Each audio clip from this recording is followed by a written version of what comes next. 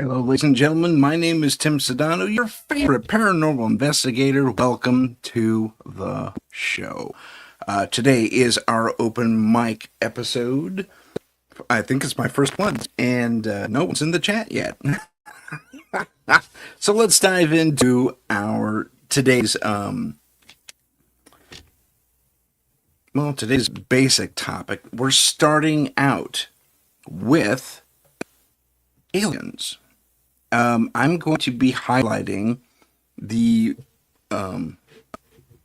art and some of the history of the experiencer slash.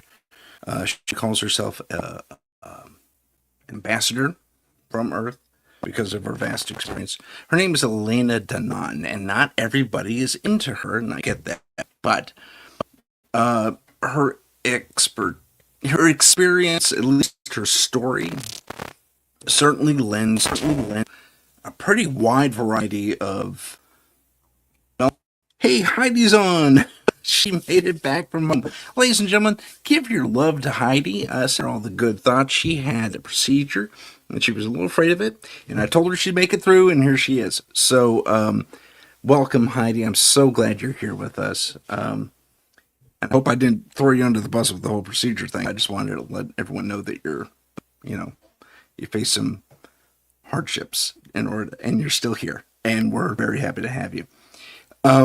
So again, let's talk about aliens. I'm going to use Elena Danan as a chief example, not the only example. And good, I'm glad, Heidi. But let's take a look at some of the stuff she has put together. I'm going to zoom out of this map a little bit. Now, if you know Elena Danan, she is an archaeologist slash anthropologist. Honestly, I don't remember which. And she is also a very accomplished artist. She's from France, and she has a really remarkable story. And that story is that she was abducted since a very young age, and at one point during her abduction, she was given a procedure where they implanted these abductor aliens implanted something in her head. And sorry, my stupid phone keeps going off. Let me silence that real quick. So during the implantation process, or shortly thereafter, I think there just shortly thereafter, the ship is raided. Okay, now we're in the middle of a space opera, or some sort of adventure. But her claims are this is absolutely true, and she has documented this in a book, which I will pull up shortly. And what happens to her is, we're post of the implant of this thing, this chip in her head, and their ship is boarded. She's rescued by humanoid aliens who take her back to their ship. Whether the other ship is destroyed or not, I don't remember. Honestly, it's been a while since I read the story. But when they stick her on the table, they try to extract this thing, but they can't really do it because it's already integrated into her brain, so much so that she cannot have it removed. So, these humanoid aliens return her to where she's supposed to be, and she has the typical abductee response, not response, but experience. No memory, fleeting glances here and there. And it's almost like she's seeing whispers, ghosts of these different alien species here and there. It's like flashes of memory keep coming in. And eventually, it's a few years after this, and she was a very young girl, apparently, when this happened. I think around 5 or 6. And it's at the age of 9, they start actually talking to her. And they say, listen, beam her up one night. I muted myself. And they say, here's what happened. Here's why we've been keeping tabs on you. No, you're not going crazy. And she was a pretty avid little artist. I mean, in her book, she has her earlier art from that age. And so she's been drawing her whole life. She actually went to university and perfected her craft. And when I show you what I show you, these are her images. So what she meets up with these humanoid aliens throughout the years, and they take her on these little mini trips, and mostly within the solar system, if I'm not mistaken. I think she may leave the solar system a couple, three, four times in her experiences, and every time she comes back, she's allowed to remember more and more and more and more. And so much so that she's able to cobble together these various images. And I will share that with you now. That's one. This is the sector, our sector. Pretty much everything from our perspective. And it's not everything, but it is the bulk of a lot of stuff. So over here is the Lyra system specifically, and they kind of point to it right here. This map is amazing, and it's in parts in her book. This was I think she cobbled this together at a later point, but it disseminates all these various creatures. A lot of them are humanoid, a lot of them are reptilian, a lot of them are grayish. And there's some mixes and matches here and there in between. But I will get to this little map here in a bit. So let me go back to telling you the rest of the stuff and why we're talking about it right now. It occurred to me that I had not seen the tall whites that I had seen, that Charles Hull had seen. And I don't know if it's because they only appear to the Air Force guys or they're interacting with the Air Force more than anything else, which is interesting because I was out of the Air Force when I actually saw these things. But I digress. The one of the and let me show you what I'm talking about. If you're unfamiliar with Charles Hall's tall whites, that's not it. Huh? That's pretty funny. I can't find them now. I meant to set this up earlier and I didn't. So while I look for it, basically, if you take a human and you make their skin alabaster white, and I mean alabaster white. Albino, if you want to go that direction, you can, but it's different. But you give them, like I said, they're a hybrid. They're a hybrid between humanoids and tall grays. And the only tall gray aspect is their height, their excessive height, and their eyes are kind of that larger than normal almond shape, and they're solid black, typically. Or if they're not solid black, their irises and such are super large. And I did not see that representation in Ilana's work, at least not that I could recognize. I found one example that kind of matches.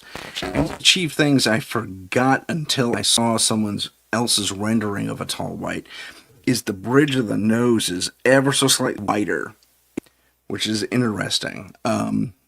So keep that in mind as we look at this next piece of art, which I'll bring up in a second. But going back to Ilana's story, she's allowed to remember more and more and more. She's growing up, and it becomes she later is they take another look at the implant after she hits a certain age. I think it's because she's growing up and don't want to disrupt too many things. Want things to kind of settle down in her body. So I think just past puberty, maybe 16, 17, maybe a little bit later, they actually alter they tried to remove the chip again, like, pull it out. It's like, whoops, I put it back. They do a little testing, and they can't. It's just far too integrated. But they deactivated it from its original operation, which was monitor her. And what they're able to do is futz with the, well, for lack of a better term, circuitry, but it's so finite that, the computer pathways are semi-organic, and according to her, and they're able to change it into a transmitter, two-way communication. With a little bit of focus, she can actually reach out.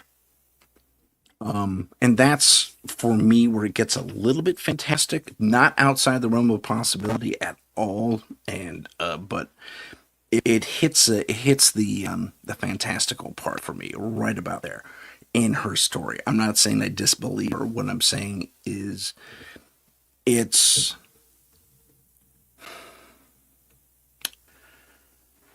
well, it's, again, I don't necessarily disbelieve her. I don't necessarily fully engage in that idea, though. But at the same time, she becomes, as she grows up more and more, she becomes pretty globally aware, surprisingly globally aware. And she continues her studies both in archaeology, or is it anthropology? I still can't lock that down in my brain. But she goes on to meet some of these other creatures that are in an alliance. Then we hear about that.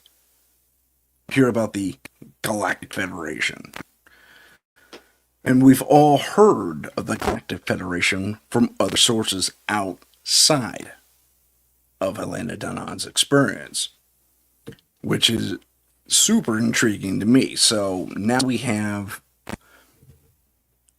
a woman who is potentially locking onto various tidbits of information and compiling her own reality or her own story, or we have an experiencer that has firsthand knowledge of this Galactic Federation and the various peoples within it. And with that, I will share the map.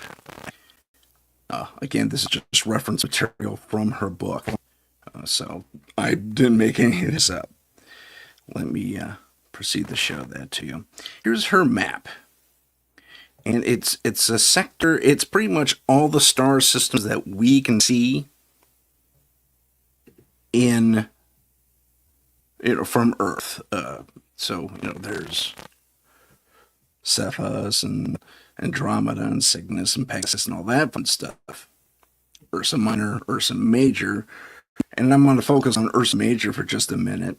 The interesting thing about Ursa Major very recently is we just received some very interesting signals that may indicate life. And if the reading I did was correct, it's coming from this system.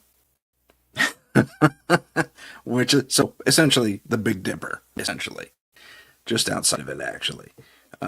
Not where Goombridge 618 is, not nor Lalande 2185, but it's somewhere over here.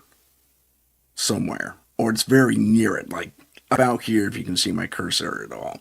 So they're saying that's about where it's coming from. And I encourage you to fact check everything I'm saying. Please do, because I could be radically wrong. All I know is they mentioned Ursa Major in the stuff, and if I'm wrong, please let me know, because I do want to be correct and I do want to send out correct information. But let's draw back a little bit. So this is our night sky, essentially, globally. We're not going to, each of us sees a sliver of this depending on where we live. But this is our night sky. And you will notice there are clusters here and there. Now, the thing she points out primarily in her book is the light system. Now, according to what she was told in the various Keplers, which is interesting, because we've been looking at Kepler a lot, which is, I'm not Kepler, I'm sorry, the Lyra system quite a bit, near Vega, near K62. And we've been looking at this cluster a lot, and we're finding a lot of exoplanets which is beyond fascinating to me. So there's a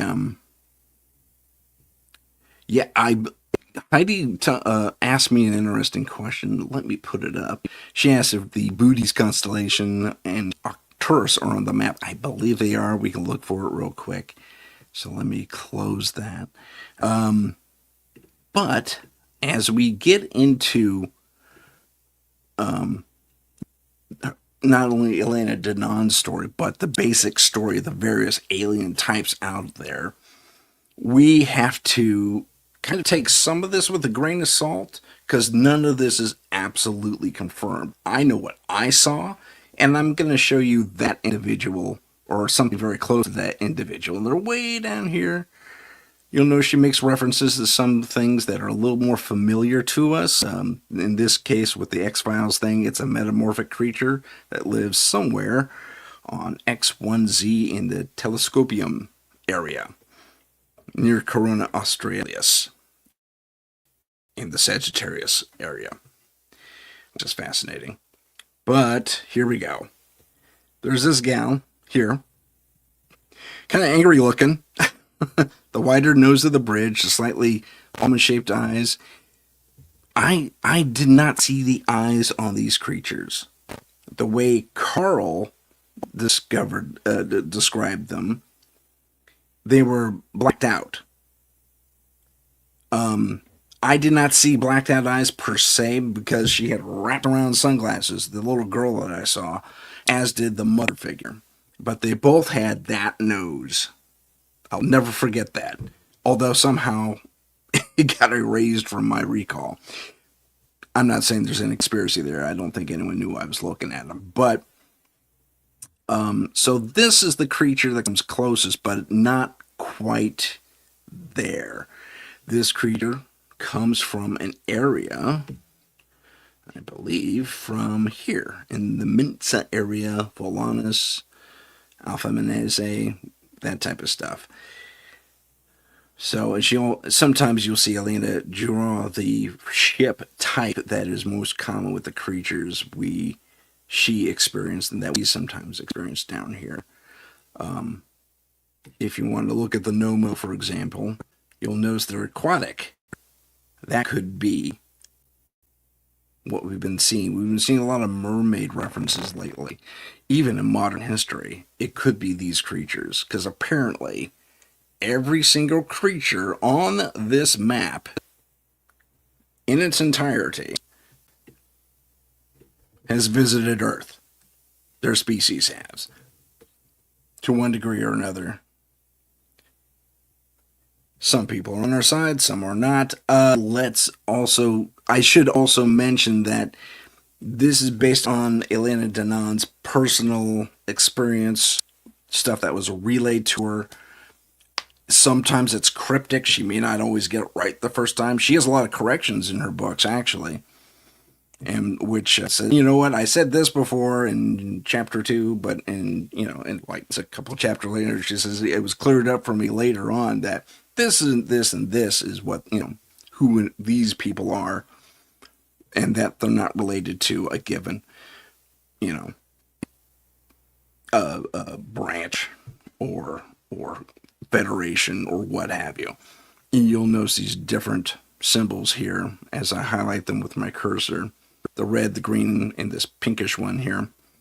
Those are apparently, she has a legend over here, with these colors. If you see that, or you see any of these symbols, these are different areas and cultures that are part of the same,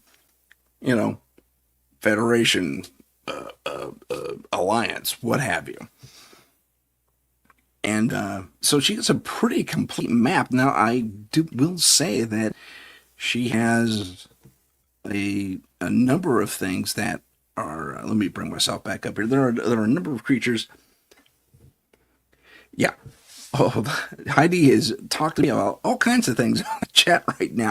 But looking at the map of creatures, as she says, it's pretty various, it's pretty wide, yet there are similarities. I notice most of them, not all of them, but most of them are kind of like us, kind of humanoid, kind of basically Like this form, while it's not the most effective form, this form we share, apparently within this sector of the galaxy, is pretty universal, which I find, despite the feelings that some of these creatures have toward us that have been reported as being, such, they have they look like us, and not everyone likes us. Some of us think we're dangerous. We're dangerous animals. We're still in our youth as a species, I guess you could say. Although, I will put it to you, with the recent discoveries underneath the Egyptian and pyramids, and the pyramids in, not Göbekli Tepe. Oh gosh, I'm drawing a blank on that name. They found similar structures underneath another pyramid complex like halfway around the world. It's amazing. Getting back to the Booty constellation in Arcturus, I could, if you can narrow that down on the map, is it by Orion? Is it, 'cause I am not that, as much of an astronomy nut as I am, I didn't memorize the various things. So if I do a quick scan, I don't see Arcturus immediately. Nothing stands out. We have Aldebaran, but that's really about it. But again, this is Elena's map and her interpretation taken from her book. So I encourage you to look up her book, and I'll give you the cover to that in just a moment. I see Andromeda. So if you know where Arcturus is, Heidi, please let me know, because I am not immediately seeing it. But if it is mentioned somewhere, chances are it's here. And I'm sorry, I don't know where it is off the top of my head. It is south of the Dipper. Okay, well, let's take a look at that. Let's look at the Big Dipper here. There, I just passed Ursa Major, Leo Minor, Arcturus, Wolf 359. You thought that was in Star Trek, huh, kids? No, that's a real place, and it's not too far from us. I am not seeing Arcturus. If you are, Pollux, Lynx, Leo Minor. How far south? Let's go all the way to the bottom. Maybe I missed it. Well, it's not mentioned on a map, and again, there are a few things that are not mentioned on her map. So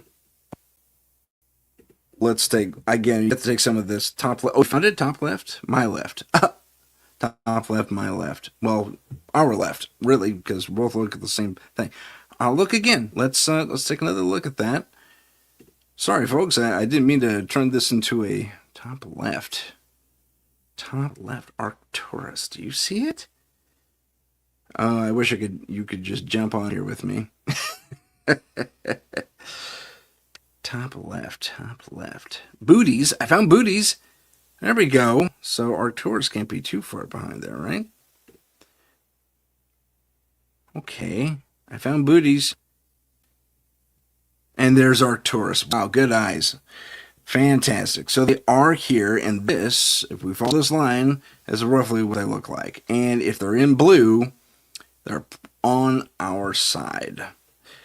These are names. I don't know if they're necessarily species names or not, but this is apparently what they look like. They got the big heads, and I'll zoom in a little more. They got the big heads, and they wear clothes, a trench coat apparently. That's kind of neat, and they exist from anywhere from the third to the ninth dimension. That's what that indication means. So interesting. We kind of found at least one of them. That's fantastic. Blue, yay! We found them. Heidi and I did it. So Heidi actually had some interesting other things I want to pass along. She has a Google amount of the species that she's heard about and resonates with, and She said, I have seen some of the beings I have been searching for years. You saw them on this map, Heidi? Is that what you're saying? Um, yeah.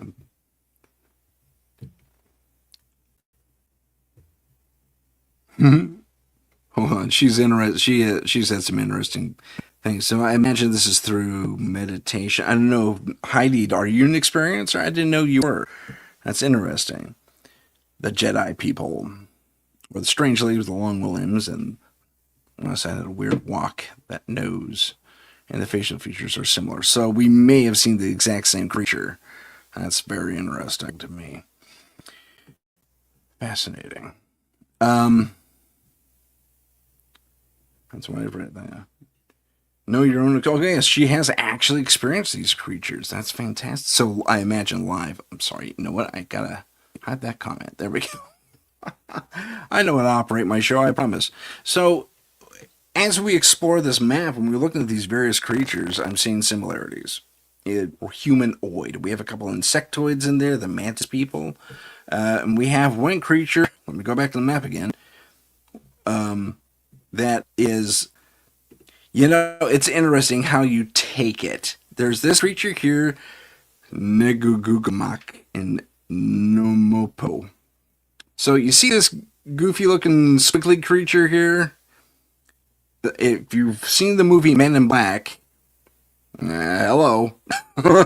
I think she put this together before that went out, so maybe they just drew inspiration from this. But the whippy tentacles and the goofy mask and the weird long arms, all part of an encounter suit. And I think this might be the individual's actual arms hanging out here. So if this was an encountered suit, a biological encounter suit, wow, they pull that from their, collective rears when they were putting the movie together. Not Men in Black, I'm sorry, Independence Day. Independence Day. Or did they have some knowledge? We don't know. Those are two.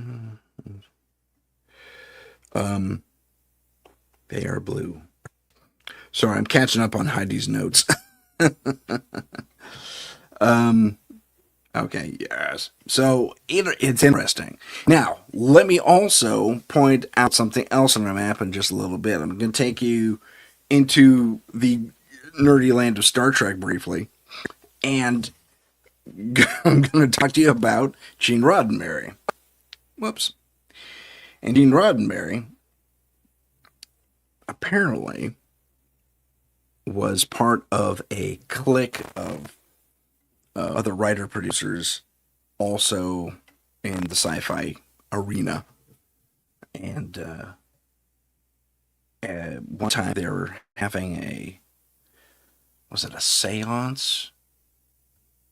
Like they tried something new every week in the more spiritual sense, I guess you can call it, or the more fantastical sense, just to see what the hubbub was about. And I think they went to a psychic or a medium, and they started talking about, or the medium started, doing her thing, and she was kind of a mouthpiece for an alien civilization, apparently. And so the writers, being writers and producers and people who ask the basic questions who, what, where, when, why, pardon me, ask those questions. And the response is kind of flippant, to be honest. It's like, you cannot even begin to pronounce our names. But we're, anywhere from 29 to something like 112 light years from your planet, depending on who you're addressing. And wait, who are we addressing? Well, there's 9 of us. I mean, we're just kind of using her as a mouthpiece, this medium. It's like, okay. And so you're out in deep space. Yeah. You probably know where I'm going with this. And that was the basic concept, because it's in his notes somewhere, in a book somewhere. I think maybe either released by him or by his son, where he says, yeah, that's basically the tenant the idea behind naming this space station out there Deep Space Nine, because apparently it was he and his writer buddies were in contact through a medium with 9 representatives in deep space.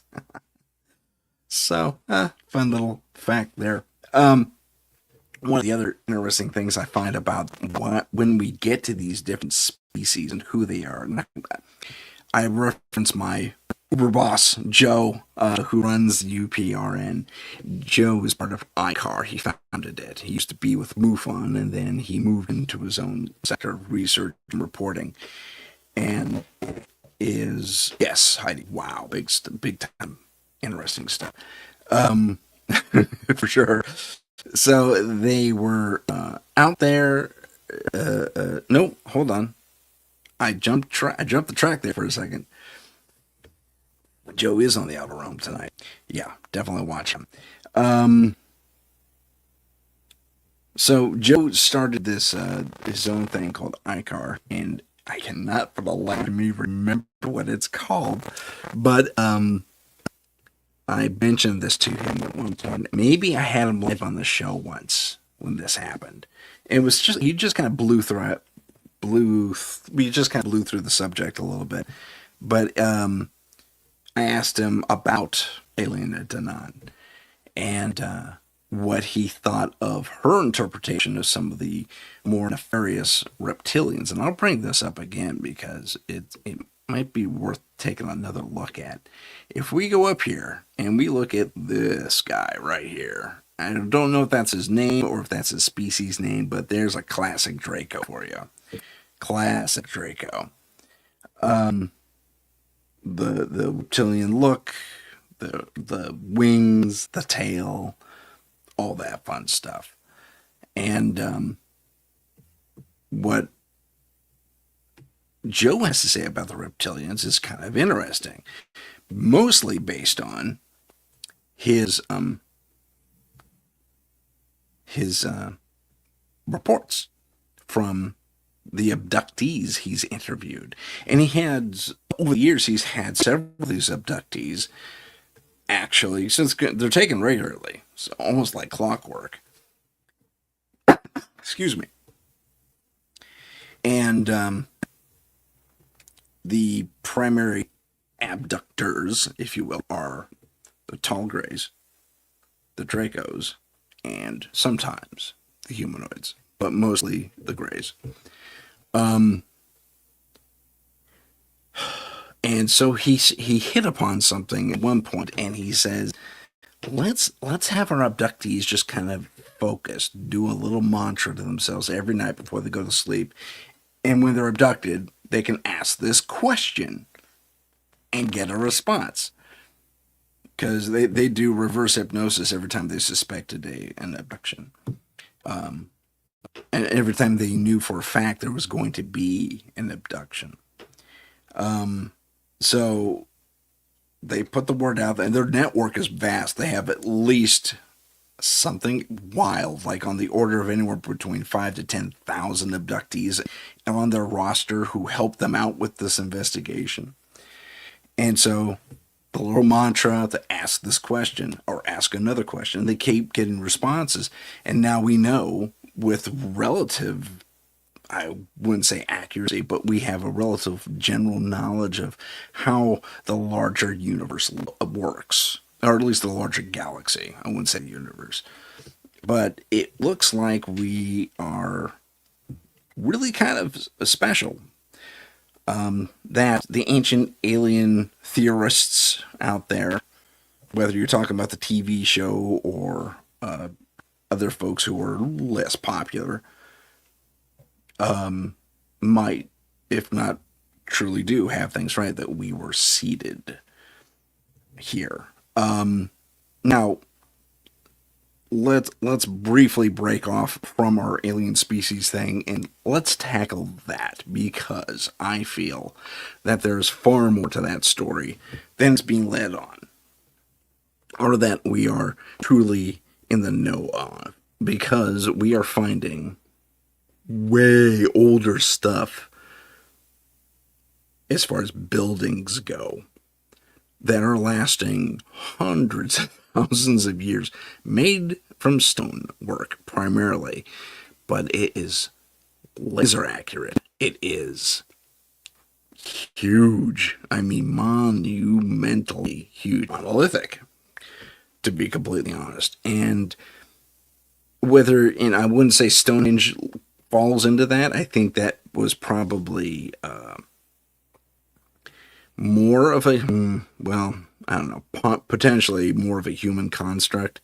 But I think we are looking at the possibility that there was an older human civilization here. Now, we could dive into Atlantis. We could dive into, oh gosh, I want to say Tamaria. I'm not sure I'm pronouncing that correctly. The one that was in the old Siberia area.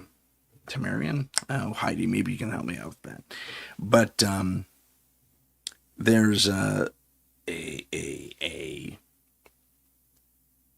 knowledge that's coming forth that we had a pretty impressive society prior to our Stone Age existence. So we're talking about something older, and Göbekli Tepe kind of leans into this a little bit as far as dating goes, carbon dating, I should say, that we are, there's a potential that there was a society here, potentially by humanoids, if not, maybe something else. I don't know. Some say giants, a colossal thing of giants. And I don't mean the fallen angel Nephilim thing necessarily, but giant people. I mean, there was that dig in Turkey near Mount Ararat, said to be the grave of Moses they were digging around in. And they pull out this finger bone, and it's specifically this finger bone right here, but it is this big. So that creature, who has a very similar finger bone to us, was easily 10, 12, maybe even 14 feet tall. So, no. Heidi asked if I met the Anunnaki. No, I'm referring to later times, but they lived in the Siberian area, I think. And they're finding the bells and the architecture is influenced, old architecture is influenced by their stuff. I think they're called Tumerian. Oh my gosh, that sounds like a Star Trek thing. That's embarrassing. I can't remember what they're called. But suffice it to say, we're dealing with a lot of interesting layers to not only the human history, but the truth about who we are, the truth about where we come from. Because, we could spin this thread out a little bit further. You've all heard from various sources, including a couple of very famous physicists who, and biologists and what have you, that say our circadian rhythm, the human circadian rhythm, the 24-hour period doesn't match. It matches more Mars's orbital path. And that in and of itself is fascinating. So were we the original Martians? And were we dispatched here as an escape? Are we the last? Are we the remnants of a colony that landed here? Seeded? Who knows? That could be the seeding everyone's talking about. That could be that we were escaped Mars somehow. Probably via craft. I mean, it doesn't take that long to get here. And for advances, if the ancient Martian us had our even our current level of technology, and there wasn't anything being repressed or anything like that. We had star drives that could take us places super fast. I'm not saying light speed necessarily, but I am aware of certain programs that do match a faster than light technology, that do incorporate that type of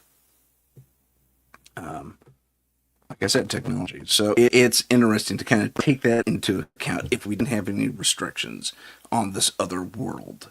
And Earth was close enough, maybe a little more oxygen rich, to take care of us. And maybe a select group, who knows? I don't know if they can evacuate an entire planet.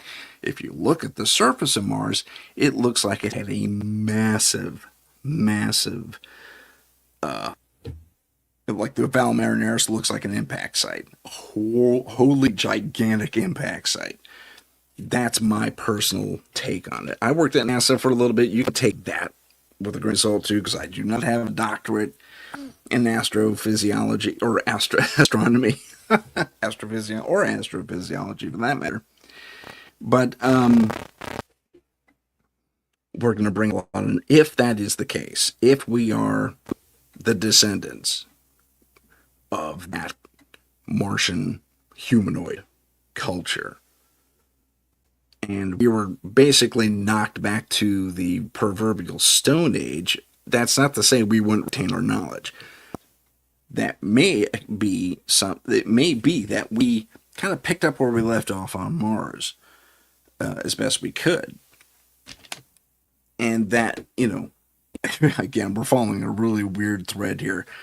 But if you're gonna, if you approach things logically, you can build this idea out. And that's we're still taking this from a place of, if this was the thing, then that must be the answer. But again, it's a logical progression. So we get here, we start building our society as we knew it. Little things here and there, a base here, a colony there. And it is functional for a while, and it's working. But we're not as powerful as we once were. We're on a new world that is largely still quite wild, and we can implant our technology from our Martian past and make it work here. And who's to say it wouldn't be, if the new radar scans we found under Giza and Angkor Wat, that's the other pyramid, are any indication, we used geodesic. Oh gosh, anyway, we're using ground power, basically what Tesla rediscovered centuries later. If we have that in place, we would need a method of distribution, pyramids, method of generation, pyramids and obelisks, and all that fun stuff. I know I'm spinning out a really wild, very thin theory right now. But if we take some of the cultures, Egyptians, for example, the ancient Maya and Toltec and all those guys, Olmec, we're going way back in Central South America, and even North American stuff, history, we find and have found at some of these locations where the Aztec built up something, it was built over even older stuff. And that goes for most of the cultures in the North American, South American, Central American area. And it was far more expansive. We just found a temple, roughly, kind of the Mayan ilk of building in Alaska. That was a couple, 3-4 years ago. Alaska. They went all the way over there. I mean, that's incredible. And the stuff's ancient. And there's, you could talk about Antarctica at this point and say, okay, maybe, who knows. Tartarian. Aha! I knew it would come to me. Tartarian is the elder empire I'm referring to. And mostly that's still theoretical. They can say, well, we think we have this, that, and the other thing. And they were super advanced. They believed in frequency healing. They put it in their steeples and that helped people out and all that fun stuff. Well, that would seem to be a method to me of having a more advanced understanding and or technology that would come from somewhere else. Whether we were given it from aliens or we were the aliens who handed it down to one degree or another. Or if we are spaced out over this new world in pockets and colonies, we're not as strong. So we kind of are susceptible to invasion. And maybe that's where the whole Anunnaki thing comes in play. This is pure speculation. This is simply what I have in my head as far as building logical steps as to what actually happened. There are ancient writings I have not read. I am not as well versed in things as someone like Zachariah Stitchin, like Billy Carson. I am not that well versed. I have not taken the time or energy to read these and translate these ancient texts. I can't rely on what I see with my own eyes. And I can build this scenario, this Martian scenario, into a feasible theory, but it's not confirmed. Not at all. But if we are talking about a culture that existed with a pretty significant building technology to start with, and I mean laser accurate, I think it's possible. I think it's possible and lends to our more recent discoveries, because the deeper we dig, the less things into the more we have to change the narration of the human history. So take that with a grain of salt. Heidi, how you doing? Let's check in with Heidi. Last thing she said to me was super interesting. That was 40 minutes ago. I hope I still have your attention. Again, if you want to join us, the chat is open. Head on over to, and I'll see if my banner is still up. It is not. Head on over to youtube.com/paranormal _ insight /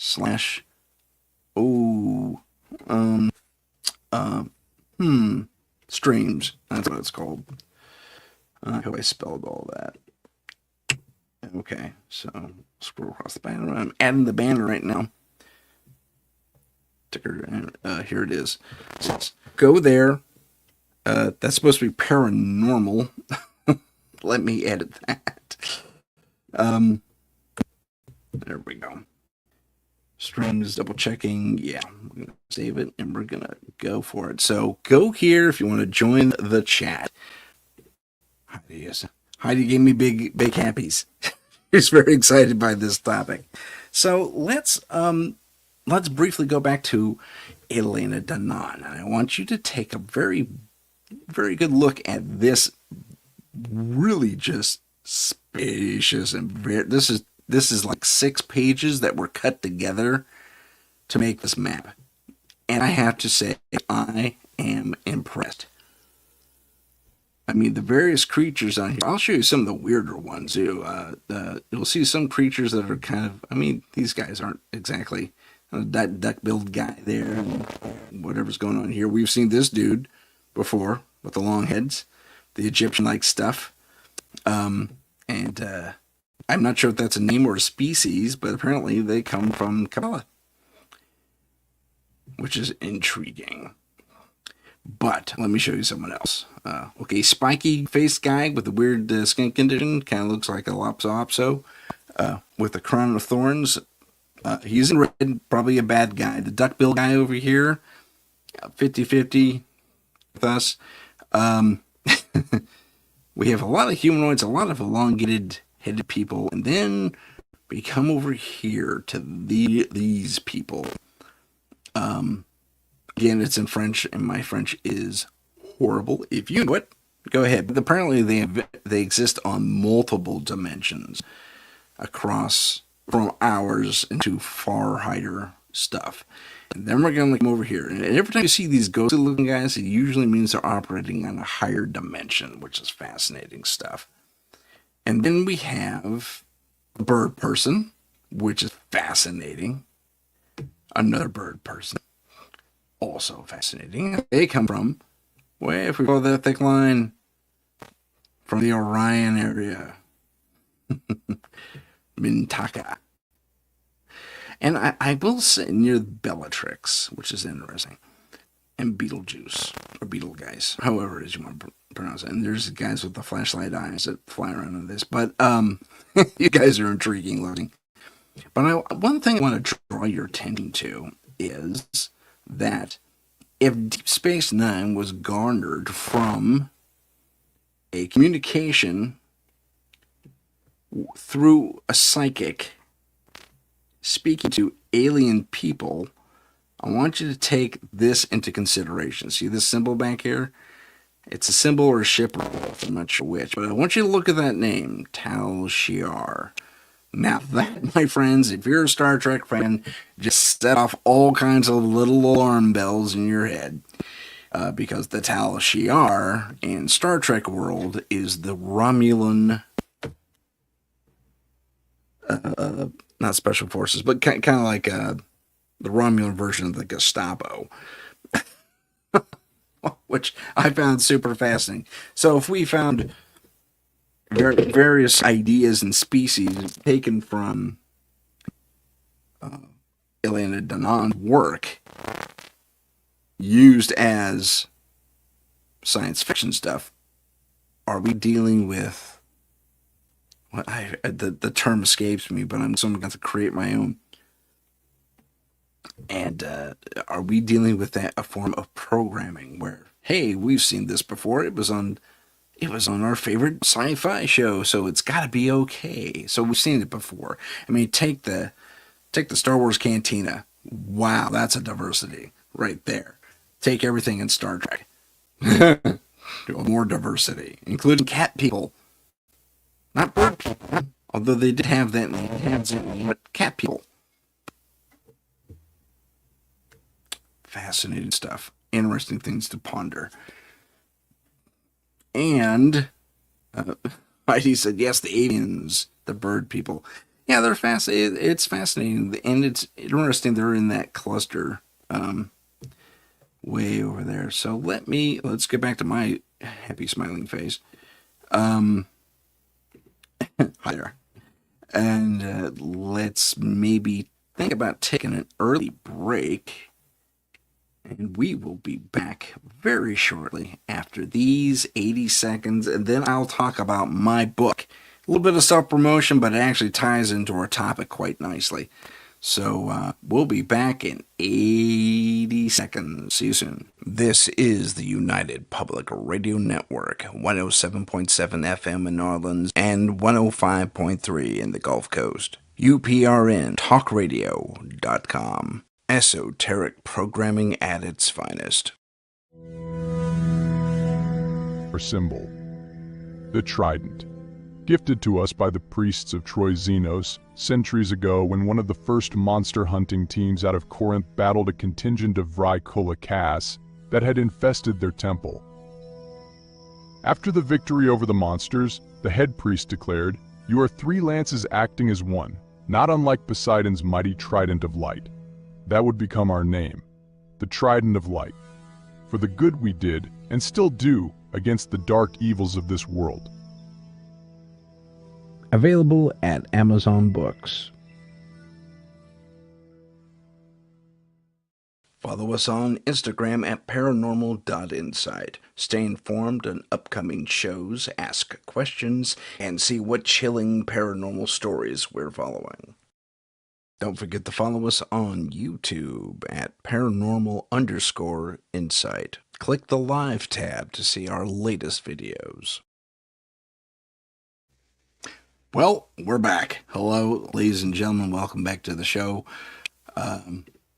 Let me post this and share it and read it with you. Heidi said the Galactic Federation is made up of a question mark of star systems or species. Do you know of any specific military or authority, or do you think it's made up of many species? Oh, I see what you're. I think I know what you're asking me. I was a little unclear on that initially.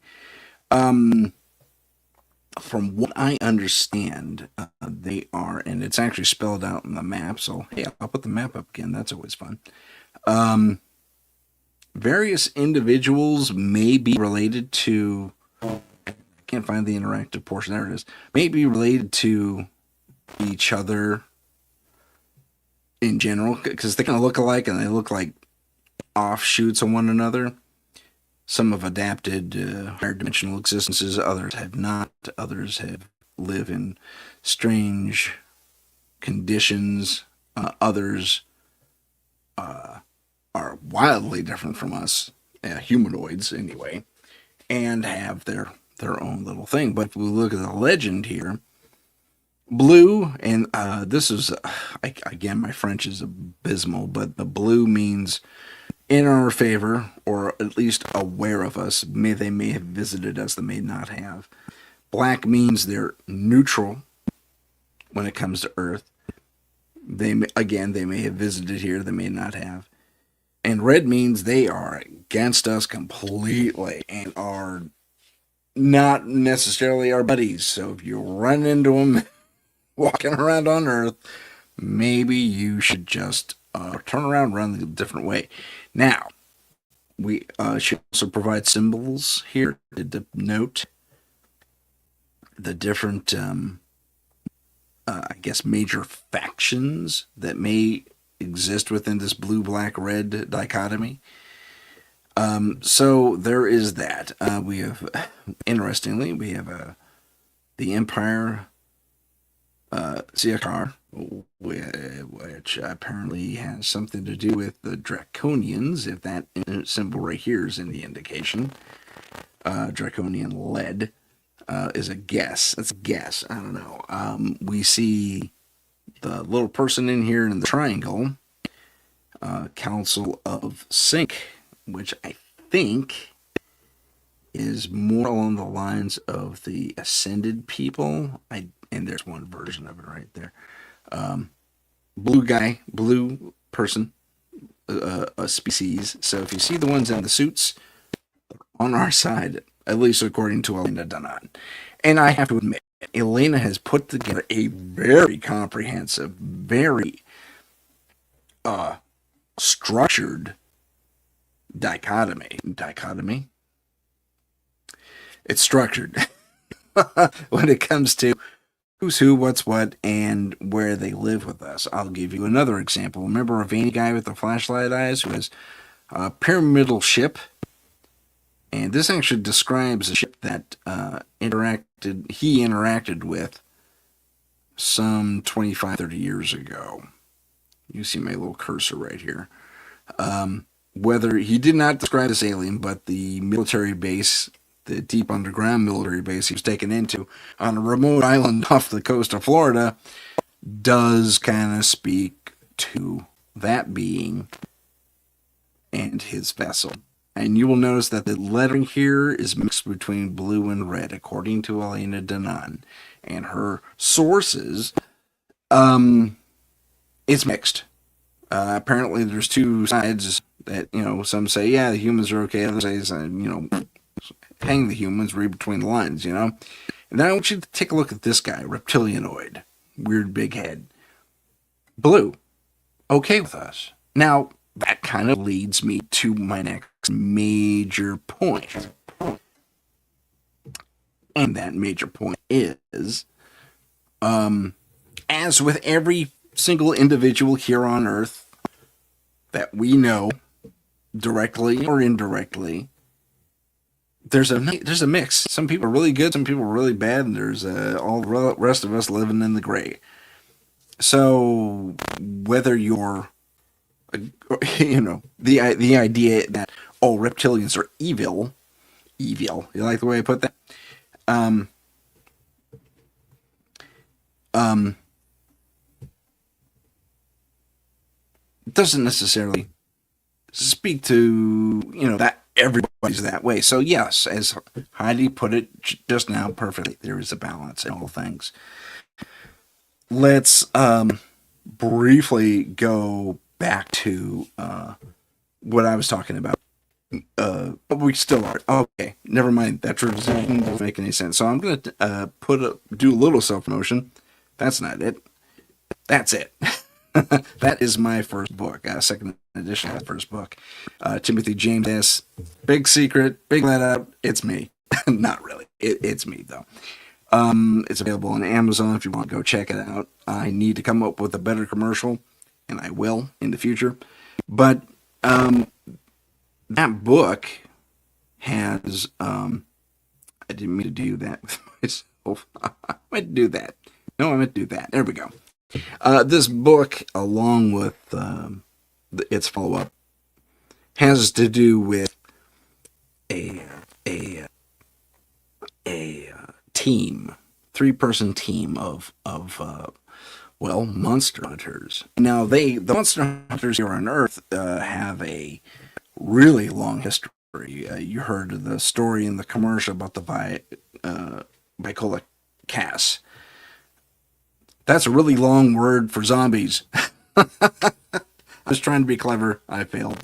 But so I there was actually something akin to that in legend somewhere, where a temple was overrun by zombies and everyone was affected, and these soldiers were sent in to clean them out. And the edict was given by a demigod, if I remember the story correctly. I'm not remembering it absolutely accurately. Well, I pulled that idea and I said, oh, okay. So maybe everybody has this problem. So in the book, I made it everybody's problem. Everybody has a monster issue. Something is coming after the humans. There's something just outside of us being the apex. There's these other little things that are looking to take us out and make meals of us and all that fun stuff and terrorize us and keep us down. Well, Athens, ancient Athens, I should say, came up with a solution, and they tested it out because they had their own problems. If you know anything about the Greek pantheon of gods and monsters, it's pretty vast. So it was a lot of fertile ground for me to grab onto as an author and create a story where Athens had had enough of its people being terrorized. And what happens is is this in the book or is this in something else? Because I'm also a screenplay writer. I may put this in the screenplay, but in one scene we see a young priestess coming down from the Acropolis, from the Temple of Athens for Athena. She's coming down the big winding path lit by torches, and she gives one of the one of the Athenian centurions that are guarding the road an apple and say, okay, enjoy. And then she walks off, and suddenly one or both of these, one of these guys is snatched away, and the apple falls to the floor. The other centurion turns around and doesn't see anything, just an apple and a spatter of blood, and he goes to investigate, and suddenly he's snatched away. And there's this uproar behind this priestess. She hears stalking and growling and, horrible monstery growls and sounds, and it's getting pretty scary. And this woman lives at the outside of the Athens proper, closer to the temple, kind of not really in the sticks per se, but it was outskirts of town. She said an older woman beckons her in. So, come on in. It'll be safe in here. And what's going on out there? Well, it's sometimes you see monsters out here all the time. It's like, you too? Oh yeah, all the time. And as she walks around the little the young priestess, after offering her some broth to calm her nerves, she says she starts transforming into something akin to werewolf, a lycanthrope, if you prefer, and and just as she's about ready to tear this this poor young gal, this priestess apart, bam! In come these Spartan soldiers, Spartan shields, the helms, the spears, the whole thing, and they bust through the door and they jump through the closed windows, and it's just an expert display of not only soldiering, really. I mean, they dodge attacks, they protect, they pull the door to safety, and finally take this thing out. And when all is said and done, the girl asks, "Who are you?" "Well, we're the Trebus Omnislukes. We are the defenders." And it's on their shield, just like in the picture here. So those are the first three in the story. And they would later go on, as the book tells, to pass this knowledge on to the various city-states of the day, because everyone else was having monster problems, and Athens had come up with a solution. And that solution, chiefly, was a three-man team in every city, in every major metropolitan area. As mankind grew, and as cities and states became more complex, there became a need for another type of team, and that team type were called rovers, and that was a team of anywhere between 6 to 9, still holding within the 3-on-3 count. That sounds a little Tesla-like to you. It was not intentional, I promise you. But having a little bit of military experience under my belt, I'm aware that there are, if you stack an odd number of people in a group, usually under 12, at or under 12, you have probably one of the most effective fighting forces available. Not when it comes to small engagements. So we fast forward several thousand years, and in the present day, we find that the TOL still exists, but now they've fallen through the cracks of history, where everyone at one point knew who the TOL were. They walked proudly down the street. Now they're slipped into a secret society. They still exist. They still are 3 per town. Rover groups in between those towns and villages guarding the open lands globally. And that's kind of what the TOL comes into play in the book. And what we learn, without giving too much away, is that there's another element to these monsters that may have something to do with... I can't add it right now. I was trying to be clever. May have something to do with these goofy people we have in the stars. Goofy, I shouldn't say that, because they might be watching, you never know. But all these guys, to one degree or another, have a presence in my story. And including one of the so-called protectors, one of the TOL, which effectively has turned these monster hunters into alien hunters. And we, at one point in the book, in the second book, there are 2 books now. I should probably share a picture of that as well.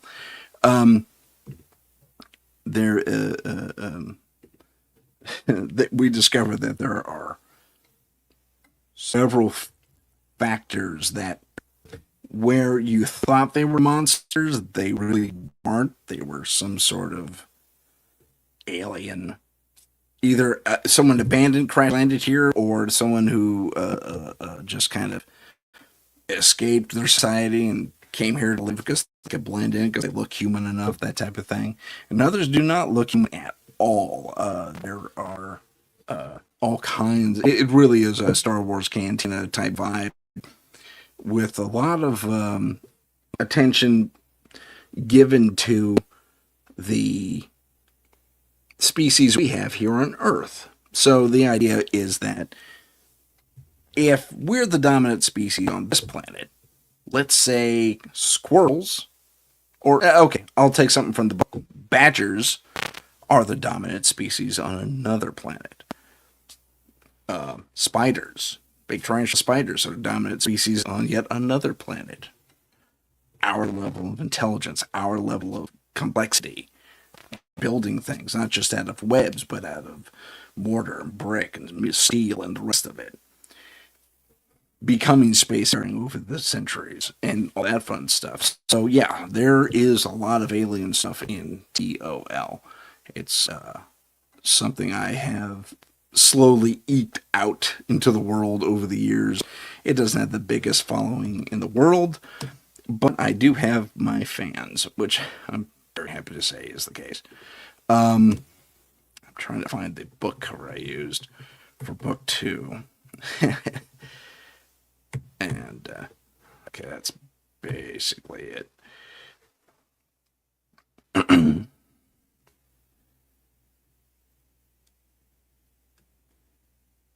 Let's see if I can find this here. Oh, well, let me drag it over. Hey, nope. Okay, hold on. I gotta put this somewhere. Yeah, that's basically it. So, this idea that we have a cornucopia of species and peoples out there, including reptilians, including whatever great aliens are. Some say they're from our past. Some say they're from our. I'm not. Sorry, they're not from our past. They are our future selves. And we kind of get into a bone of contention. That's kind of what I want to lock in on right now, real quick. Here's what book 2 looks like. Yay, there you go, book 2. But if we go back to the Elaine Danan story, we get an interesting telling that if we are, if everything she has put forth is in fact, hey, it's gone. Did I close it?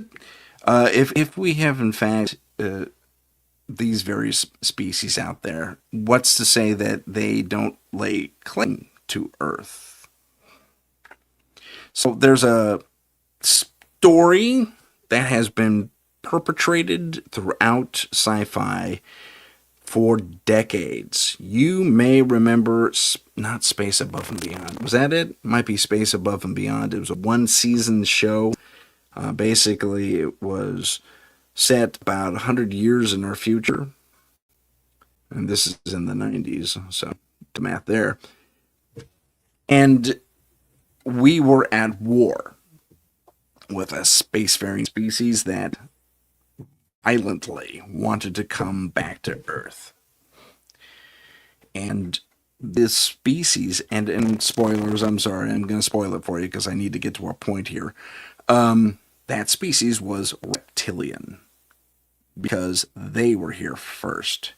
And it kind of made sense. And they actually go into this in like the last 1 or 2 episodes of the series where they say, we were here first. We were here when the air was richer with oxygen. We were here when you guys were barely living in caves. You're still swinging around the trees when we left. So, and then, if you think about it, you have a species of largely reptilian creatures that we're aware of. There are probably millions too, even back in the dinosaur days. And we're talking about epochs, millions of years between, Cretaceous and Jurassic and all that fun stuff and everything in between and before. And it's hard to imagine that One species didn't stick.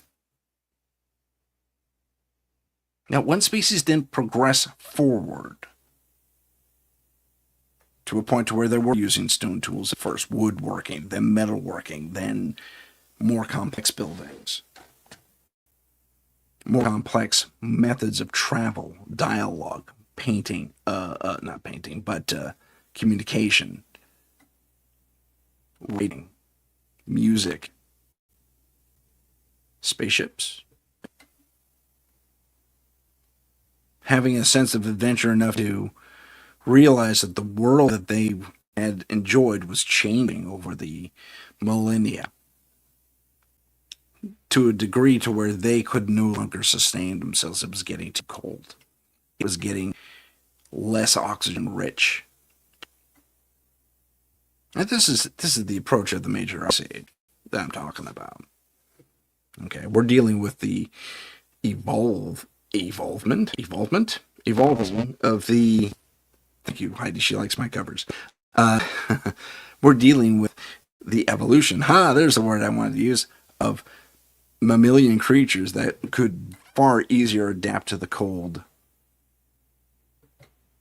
than these more advanced beings. Like us humans, we tamed and or adapted nature to our needs. We built canals for the rivers that flood our farmlands. We built aquifers to move water from the mountains into the cities.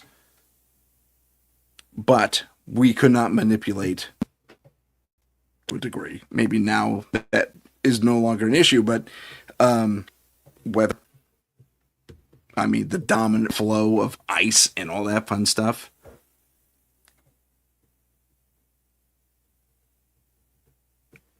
Glaciers forming and encroaching on your land, mile by mile, a little more each year. So you have to leave. It's a matter of survival. If you have the technology and if you have the society stable enough, you're going to leave. Big lifeboat, off it goes. And who knows how long you have to stay out there. Ice ages last epochs, millions of years sometimes. Hundreds of thousands, certainly, or they can. There are many ice ages that only last maybe a few hundred, but that wasn't the case in the first big one, or the second.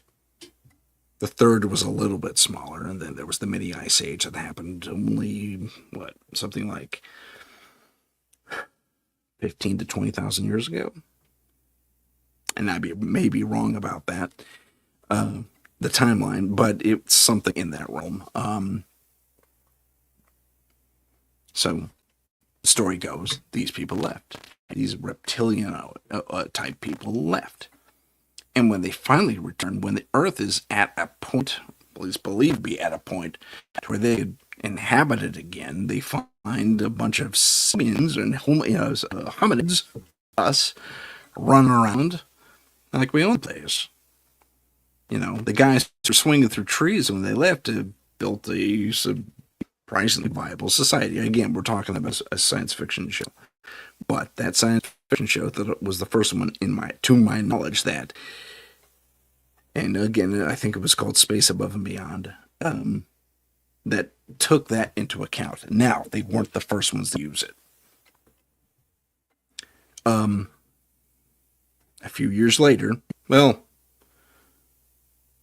something on the order of like 25 years later, if I did my math correct in my head, probably wasn't, we have a very famous show called Star Trek Voyager. And they run into a species called, I can't remember, Vox, I think. I could be wrong about that.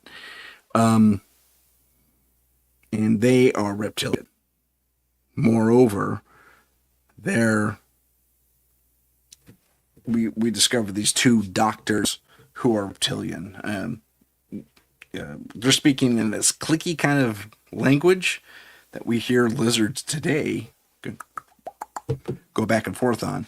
Well, theirs is really clicky, going back and forth. And eventually they transitioned to English so we can understand what they're saying. And we discover that these two doctors, these two explorers, are something on the order of anthropologists, and they discovered the remains of a creature on a planet that they had never seen before. Not really. They'd never. Well, no, yeah, they'd never seen it before. Not quite. Not like what they're discovering. And it's a Starfleet officer. The remains of a Starfleet officer. And when they do a DNA check, they realize that they have most of the same DNA in common, which is unheard of for them because they don't match anything in their area. Remember that if you recall the story of Voyager, the ship gets shifted to another quadrant of the galaxy, something like on the order of 65,000 light years away. And these professors say, we got to figure out what's going on with these guys. I think we can, talk to, we talked to some other planets in the area. If they had problems here, maybe they went to this station or they went to that station. So they follow, essentially pick up on Voyager's trail and catch up to them. Their technology is super advanced.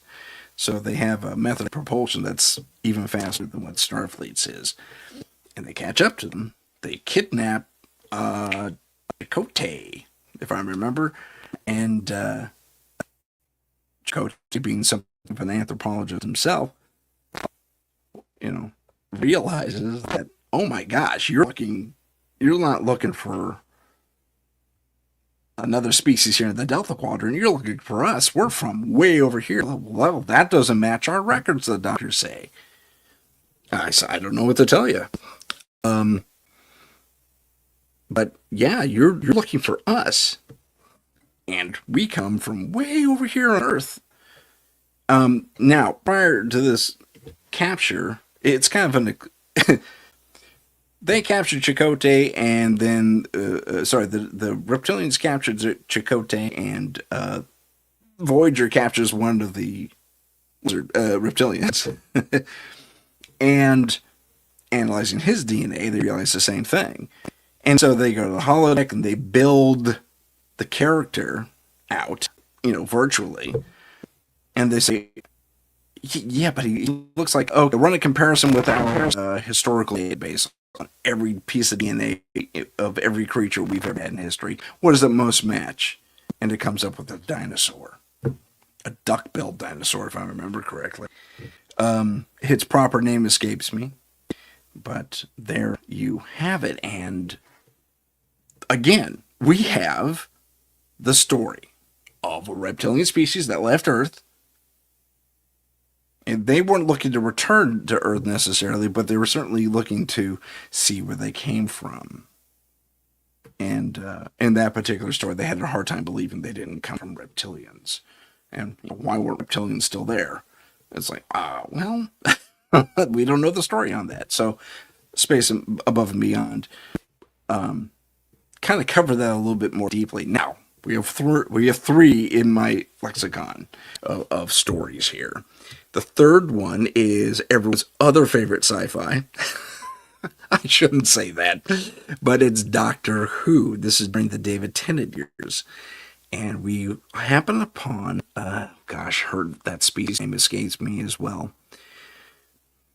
A reptilian society, mostly in stasis. And this particular reptilian is a lady, female, and she is living in the Elizabethan. Elizabethan. Whenever Charles Dickens was, I think it was Elizabethan. I could be wrong about that. Look that up. I'm not too sure. It'd be a fun search.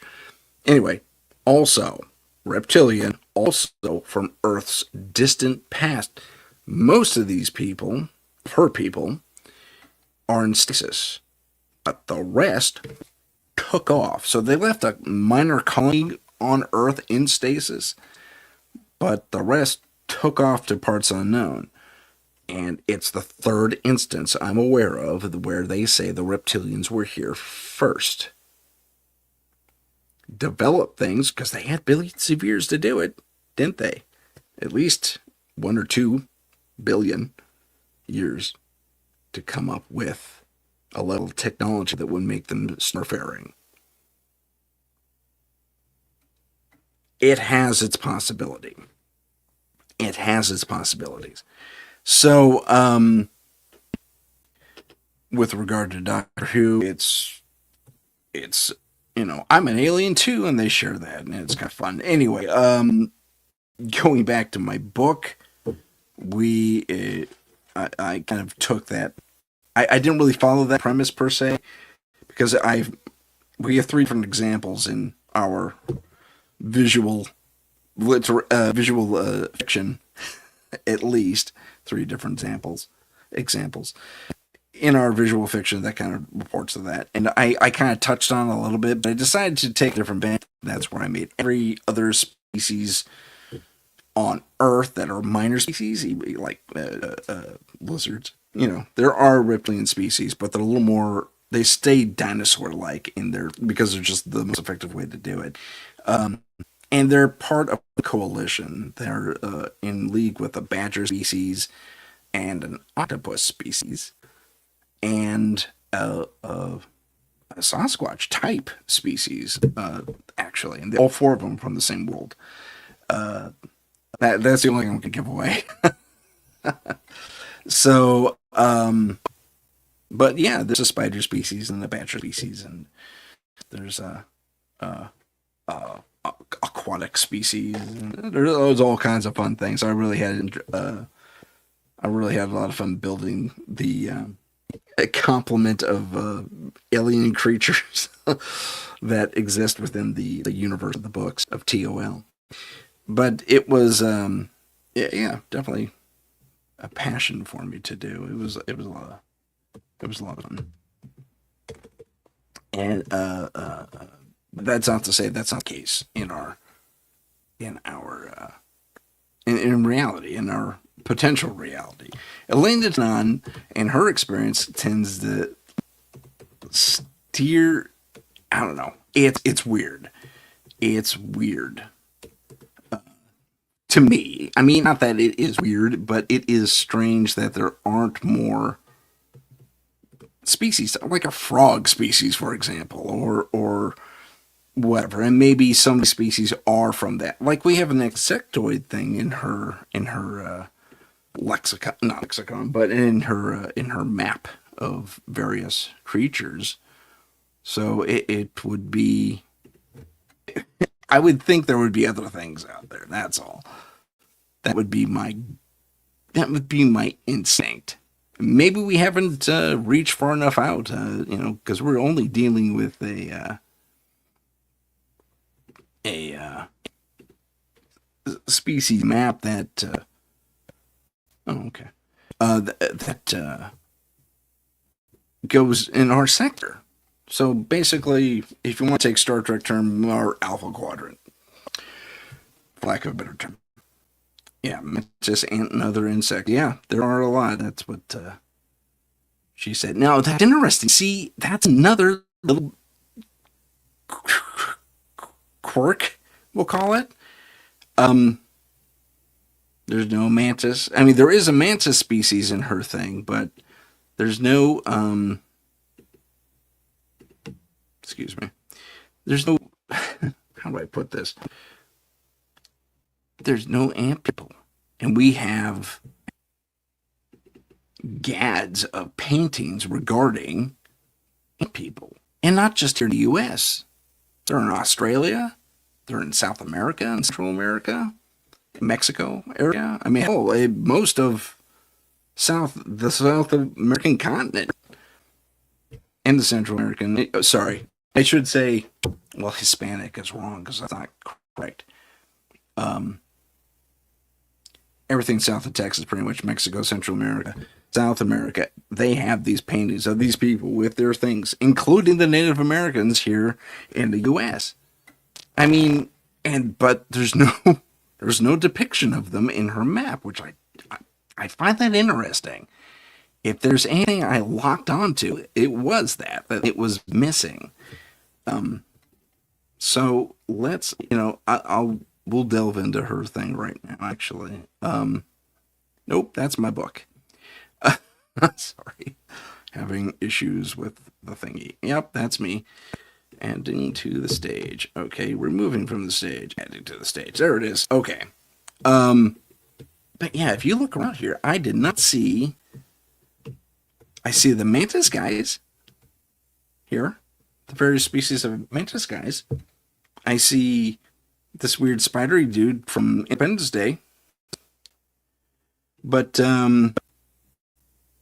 that resembles Independence Day, I should say. But I do not see any ant people. I see the avians here and here. Okay. No ant people, which is interesting.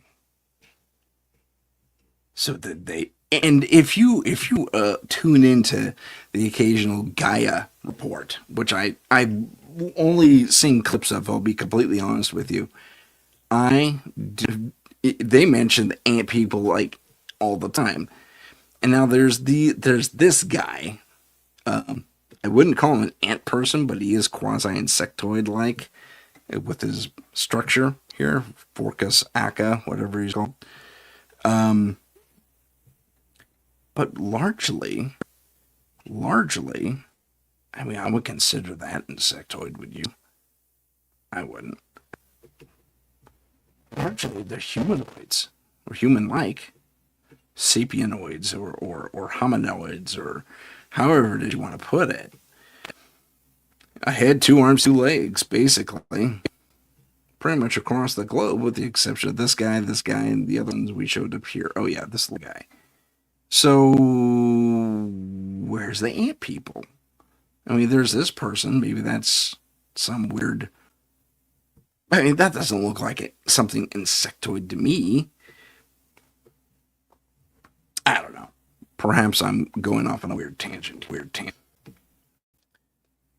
But there is something to be said for looking at everybody, various interpretations. Again, this is one individual's interpretation of what she has either witnessed or had reported to her, I guess, directly via her visits / abductions over the course of her life.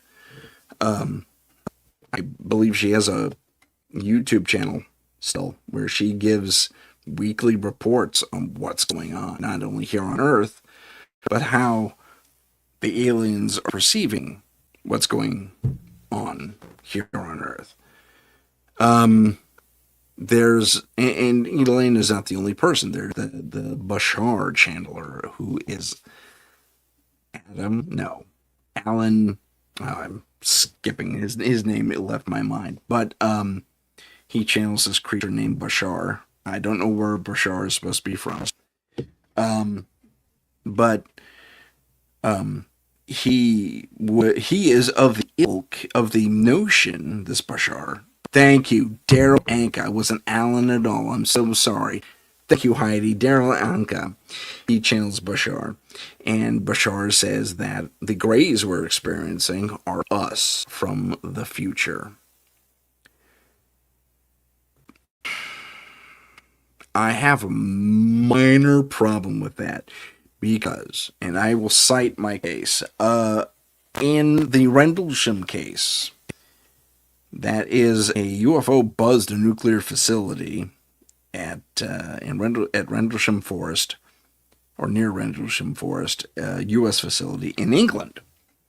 Back in the, thank you for the thumbs up there, back in 80s or 90s, and maybe earlier, and it kept happening overnight. Well, one of the guys, and under regression, hypnosis, tells an interesting story. He says, well, me and my patrol partner, we see this craft, and he hangs back, but I go up and I touch it, and I walk around the other side of it, and next thing I know, I'm inside this ship, but he can't really pick up on what's going on. Now, the ship itself wasn't that big. In fact, there was a recent thing on Instagram, and I wish I'd pulled it up, where it showed this smaller craft that was, I call them time kites, because they're kind of kite shaped, black, but they're a little semi-pyramidal along the horizontal axis, so it peaks up a little bit on both sides. But they seem to be seen throughout history, and the ship type never changes, and they're not that big. Well, someone ran into one, or someone AI one into being. I'm not sure which. Yeah, it's getting pretty good this year, these days. But he's somehow transported into this ship. Now, it's kind of got a TARDIS effect, if that's the case, because the Rendlesham time kite wasn't that big either. It was maybe 5-6 feet long and maybe 5 feet wide, and kind of shaped like, the pyramidal, like you fly a kite, but the tip was the nose, a longer end was the nose. But anyway, so he's in there, and these little lights are buzzing around him, like fairy lights almost, or fireflies or something, and they're buzzing around him. He does this, and they kind of all line up, and they start talking to him, and they say the usual things you might expect or have heard before. It's like, be calm, you're safe, we won't hurt you. And he realizes he's hearing it in his head, not in his ears. They're not speaking. This is apparently a mechanized version of telepathy. Wow, that's a cool technology if you think about it. But they say, we're not here to hurt you. Everything's going to be okay. We're just making sure everything stays the same in the past. And he questions that and says, what, in the past? And he says, oh yeah, we're from your future. We're just making sure everything's okay. Okay. Yeah, we're okay. That's pretty much where his memory ends. And suddenly his buddy finds him again. And he's way over, like, a ways from this ship. And his buddy goes over to retrieve him. And when he looks back, the ship is gone. Although it had stanchions it landed on, and those left imprints on the ground, a little bit of radioactivity and stuff like that. But when he relayed that story, for me, it gave me hope. It gave me a little bit of hope that, okay, we're looking out for ourselves. We're sending these weird time kites back. Again, the name is my expansion, my personal thing. It's not what it's really called, I'm sure. Although they may be watching this podcast and say, that's a great name for that thing. Well, that's what we'll use. Who knows? Merry Christmas. It's yours.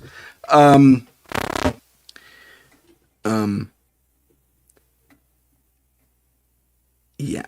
Sorry, Heidi wrote something about telepathy. I was just reading it. In fact, let's share that real quick. Let's take a quick break from the story. Telepathy is something I've been working on for years. My granddaughter recently started telling me, I told you in my mind to your mind. So I guess her granddaughter was practicing telepathy. That's pretty interesting. I've had one truly telepathic experience in my life. Actual verbal communication, mental communication from a very good friend of mine. And my experiences with most of this stuff is blasé it's really just everyday mundane stuff that just happens to go kind of weird, or be delivered to me as an experience in a really weird fashion. In this instance, I'm driving my friend to her college courses, and she's doing night school. I get off work, I drive her to school, yada yada. Anyway, and this monstrous truck, and I mean good old-fashioned Bigfoot monster truck style, truck pulls up next to us, and all we can see is tires. And we're both just kind of looking at it.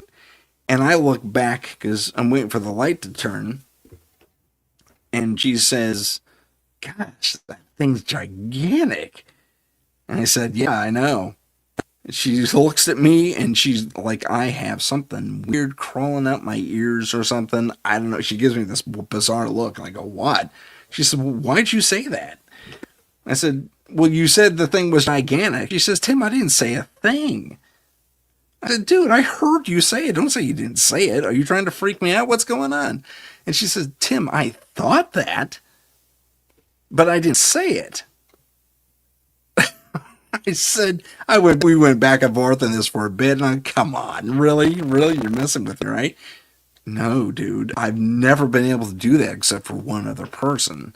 I said, "Wait, who?" "My brother," she says. And her brother had passed at that point. He'd been gone for a while. And I remember specifically when she had communicated that to me. It was unintentional, by the way. She just thought it and I received it. I remember this rattling, this buzzing, almost like I had a wasp or a bee or something stuck under my skin right at the back of your head. And that little protrusion of the skull from the neck into the skull, where the skull protrudes a little bit just above the, what is that, the T1? No, C1, just above the C1. The skull ramps out a little bit. There's this little tip there. That's where I felt it buzzing, like physically buzzing. And someone later on would say, "Well, that may have been your pineal gland reacting to the whole thing." It's like, really? That's where telepathy comes into place. And this person said, "Oh, in part." Cool. Neat. That was a really weird sensation. And it was bizarre. But personally, telepathic experience, we actually tried on the rest of the drive to talk to each other. Never happened. So I imagine it was just a matter of being comfortable enough with one another that I let her in, or she projected strongly enough that I heard her in my head. But it was a fascinating experience, to say the least. And I don't know the correlation of the pineal gland, Heidi says. The pineal gland is supposed to be this super gland that we have. Very cool. Thank you, Heidi. That we have in our brain, and it is responsible for a few things in our function, but it can become, well, the term we hear is calcified, but that isn't exactly what happens. I mean, it is to a degree, but it can be, lessened over the years as we age. And there's a ways, and it also helps with our higher perceptions as far as things like telepathy and, yeah, dormant abilities. Yeah, she just mentioned that. Yeah. So it actually helps lend to act as an antenna for these different abilities. That's the explanation out there. But that is, if I'm gonna locate that in my brain and have it extend out and make it where I can feel it on my, in my skull, I would say that is what I was feeling, kind of vibrating. And apparently it does. It vibrates a little bit anyway, which is interesting. But it also, it's like a cousin to the pituitary gland, and it kind of helps regulate certain functions in the body as well. I think it has something to do with autonomic systems, but I could be wrong about that. I have been years since I've been in biology class, but so take what I said about it with a grain of salt. But it is also supposed to lend to our higher functions a little bit. When it comes to pulling the thread back, going back to our main topic of alien species and the different species that are out there, what's missing from certain reports. as is the case with Elena Danon's map, extensive as it is and comprehensive as it is, we're missing the ant people. We're missing a couple other people, and I just blanked out on what they were. I found someone that resembles them. They have the wider nose, but I don't see the tall whites represented the way Carl, his name escapes me too, and I experienced live, in person. So I don't know. You kind of have to take everyone's experiences and build your own map, so to speak, which is a bit convoluted and really heavy and kind of hard to take on. But at the same time, you have other people like Daryl Anka, who has regular communication with a very verbose alien. I like the way he talks with his head a lot. It's always a lot of fun to watch him. He kind of reminds me of Stella Adler. If you know anything about acting and acting classes and stuff like that, Stella Adler was a student of Stanislavski. Stanislavski was all about the method and finding the truth in acting, the truth in portrayal, making each character an actor portrays a part of their own personality and injecting their own experiences into those characters. So everything could be more honest on stage, could be perceived as real, could make the audience believe that that actor is not an actor, but is actually that character. So,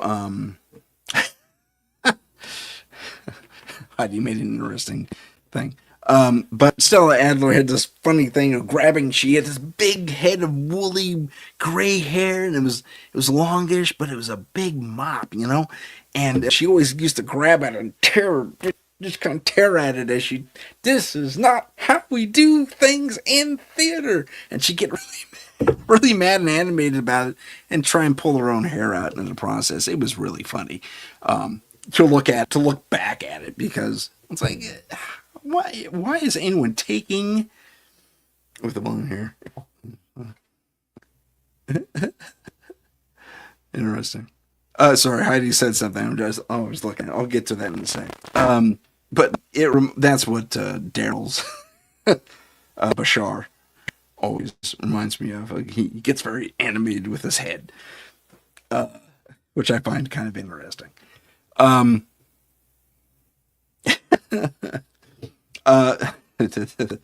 Yeah, we kind of, Heidi made an interesting point. She was being funny, and she says, "Yeah, we don't have the cone heads out there, do we? But we kind of do. They kind of resemble the I pointed them out initially. Let me see if I can find them in the map here. I think they're up here. Yeah, there we go. That's kind of a cone dude right there. And notice the odd Egyptian type garb.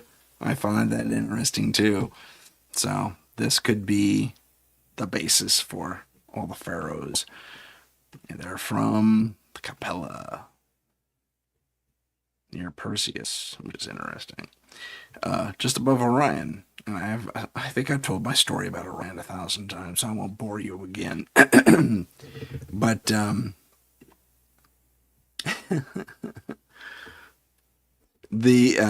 sorry, let me get myself back up here. So, excuse me. But yeah, we don't have a complete map, I guess is what I'm getting to, and I think we need one. And California case that mentions it. Hold on, Heidi made an interesting note. Capella and Andromeda. That's fascinating. Of course, and don't worry about interrupting. That's fine. I still got 10 minutes to fill. Capella and Andromeda apparently very close to Earth. In its comparison, years prior, the Chili Peppers came out with Californication that mentions it. Well done. I did not know that. That's excellent piece of information. That's very, very intriguing. And I think we're always finding exoplanets, especially in the Capellas area near Lyra, which is the one of the chief focuses of Elena Danon's, I can't say her name now, Elena Danon's focus is on that area because apparently that's where a lot of humans, us hominids, originated. If you're going to follow the seeding thing. But you know what? I still go back to Mars. My contention is that perhaps that was a colony too, but I think Mars was our original home. I mean, to build our circadian rhythm around the fourth planet in our solar system and still have it affect us today after how many ever thousands of years ago it was that we moved here, migrated here. Who knows? Who knows? Things to ponder. So perhaps we did come from a light originally settled on Mars because it was more Earth-like. And worked for us. And Earth just happened to be a nice twin to Mars, and back in the day, way back in the day, and when tragedy struck, we had a contingency in place. So there's a lot of missing steps to our history, where we came from. Does Zachariah Stitchin from Zachariah Stitchin to Billy Carson have everything correct? Maybe. Maybe not. Most of those stories, I will inform you, are told from the perspective of the writer. That is to say, the authors of those scrolls, which is to say, from what I gather, these outsiders, the Anunnaki, the would-be gods who came from the stars, who stayed and potentially ruled over us for eons, up until very recently, who gave us all kinds of interesting tools and technologies, and maybe we were pushed back enough in our own evolution after the whole Mars thing because we were conquered by these people, not necessarily seeded by these people. It's something to consider. And that's all it is, a consideration. Yeah. Heidi mentions something interesting.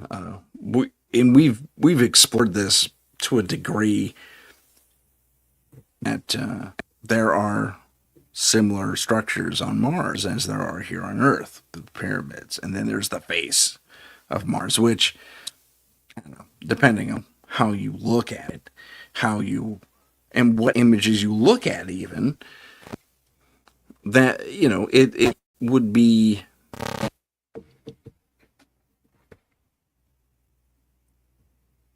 it is an interesting correlation. I mean, the pyramids on Mars are unmistakable in my personal estimation.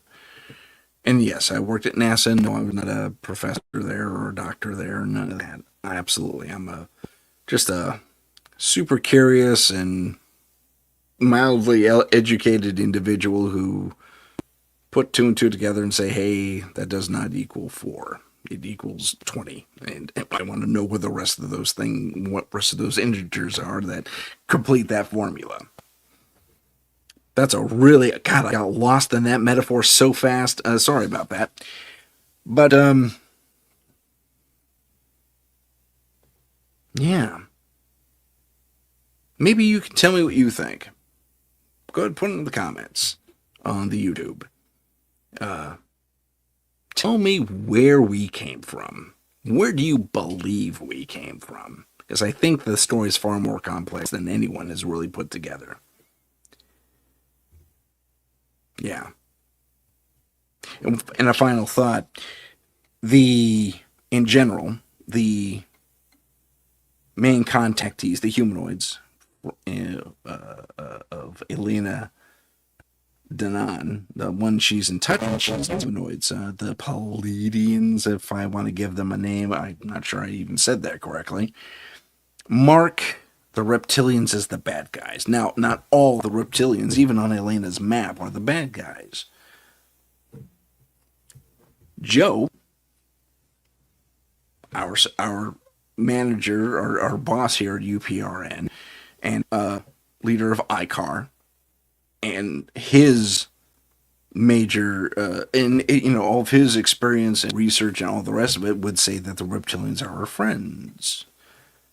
They gave us the reptilian mind to think for ourselves, to rebel against our oppressors way, way back then. We're talking Anunnaki days.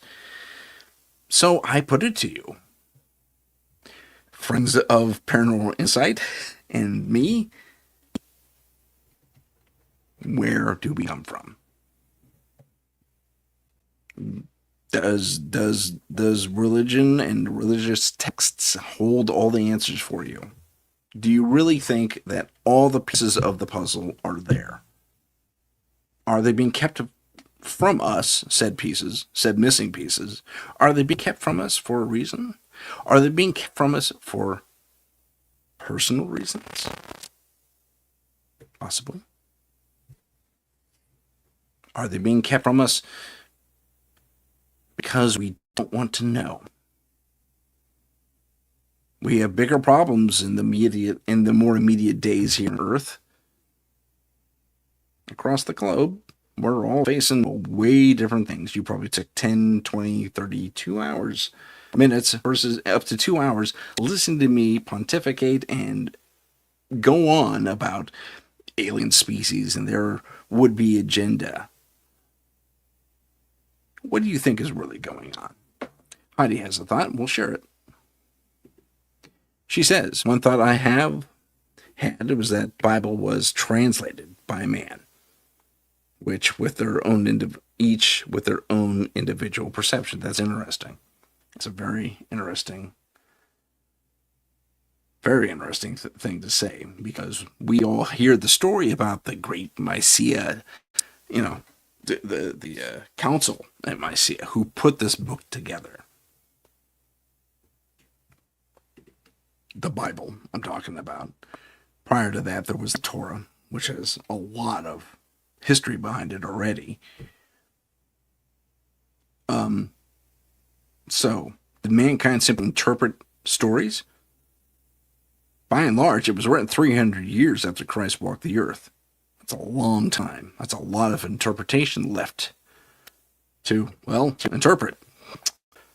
But I leave it to you to answer those questions for yourself and do your own research. And don't take everything I say as would-be gospel, because it isn't. It's just one man's opinion. That's it for me, ladies and gentlemen. My time is up. Thank you so much to Heidi for being on the show with me. And for those of you watching, listening, thank you so much for joining me. My name is Tim Sudano. This is Paranormal Insight. You have a fantastic rest of the week.